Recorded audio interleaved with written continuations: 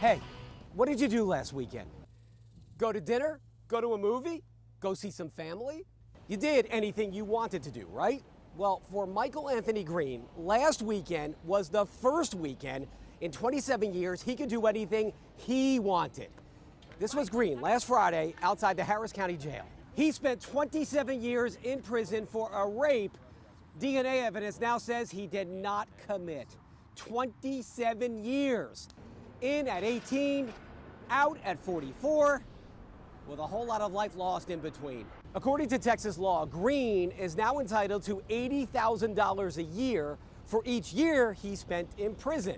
That means Green could soon see a lot of green. It comes to about $2 million. But do you think he's loaded? Show me the money!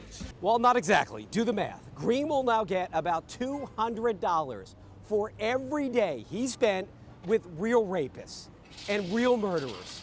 Do you know anyone who would spend the night in a cell with a guy named Bubba for just $200? Yeah, I don't think so. The hell of it is, Green is actually lucky. Lucky he was wrongly convicted in Texas. That's because a report by the Innocence Project says Texas has the most generous compensation package for people like Green. It should, because there have been nearly 40 cases in Texas just like Green's, some of them right here in Houston. Here are some names that might ring a bell. Last summer, Ernest Sagne was released from prison after spending 23 years behind bars for a rape he didn't commit. Before that, Ricardo Rochelle. He spent 6 years in prison.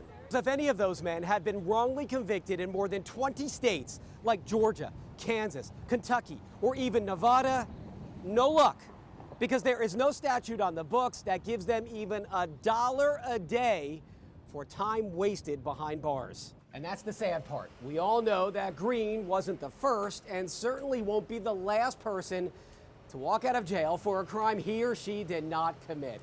I didn't kill my wife! I don't care! That's why the Harris County DA's office has set up a special unit to find people just like Green, and that is a really good move. But why does it feel like 80 grand a year for time served doesn't do justice for people who never had justice so many years ago? I'm Steve for Simon Says.